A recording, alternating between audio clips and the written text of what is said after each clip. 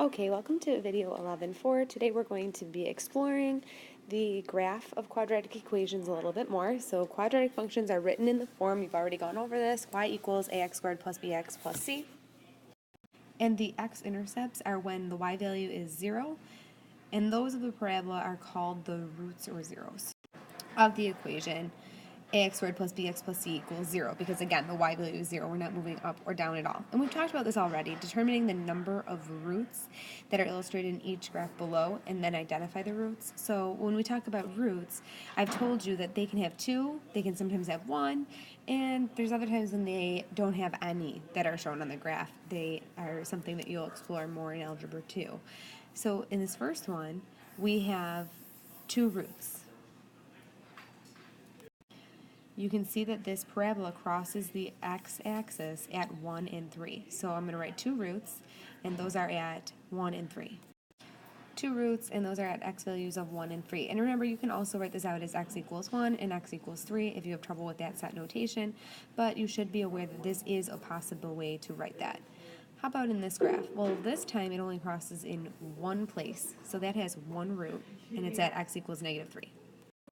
And we already talked about this one on the right here. It's up above the x-axis, so it doesn't actually cross the x-axis, so this has no roots. And again, you'll explore more of that later. So let's look at question number 1 here. So given the graph, we want to find the axis of symmetry. So remember, we use the formula that we already introduced, x equals -b over 2a. But in this case, I don't think we actually have an equation. So instead, I'm going to have to look at my graph and see where the axis of symmetry would go. It'll go through this turning point right here. So that looks like an x value of 3.5. And we're going to actually double check that down below when we do find the equation. But for right now, I'm just going to say it looks like about 3.5. And we'll double check later because we should always be sure. Because you can't really say for certain that it's halfway. Maybe it's 3/4 or 1/4, and it's just not the best picture. So we're going to write 3.5, but we're going to double check later. And from that, it says, what are the coordinates of the vertex, the turning point? Well, if it's going through 3.5, I can see that it's down 2, so I'm going to say 3.5, -2. And again, that's just by looking at the graph and counting, and those points are x comma y. So over 3.5, down 2 to get to that turning point. Is it a maximum or minimum point? Well, it's the lowest point, so it's a minimum. And the next question says, how many zeros are there? Well, I can see that it crosses in 2 places, so there's 2 zeros or roots.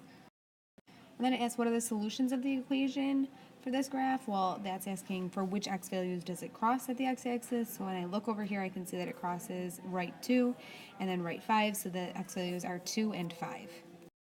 Then the next question says, what factors did these solutions of the graph come from? So if I write x equals 2 and x equals 5, instead of being equal to 2, I want it to be equal to 0, because that's how we set the factors equal to 0. So I'm going to subtract 2, and I'll get this x minus 2 equals 0, and then on the right I'm going to subtract 5 so that I get the x minus 5 equals 0. So what factors did those come from? Those came from x minus 2 and x minus 5. So those are my answers, x minus 2 and x minus 5. The next one says that I need to use these factors to determine the equation. So how do we do that? We multiply them and we write it as a y equals. And then what we do is set up an area model here to distribute and combine like terms so we can simplify that equation.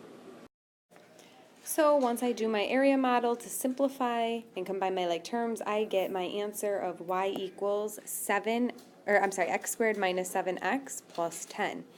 And then I said that we can use this to check to see if the axis of symmetry was correct. So if I use the axis of symmetry formula, x equals -b over 2a, b is -7, so -7 is 7, divided by 2 times a is 1, so 2 times 1 is 2, 7 divided by 2 is 3.5, so that makes me feel like my axis of symmetry was correct. Okay, we'll continue this more in class. Have a good night. See you tomorrow.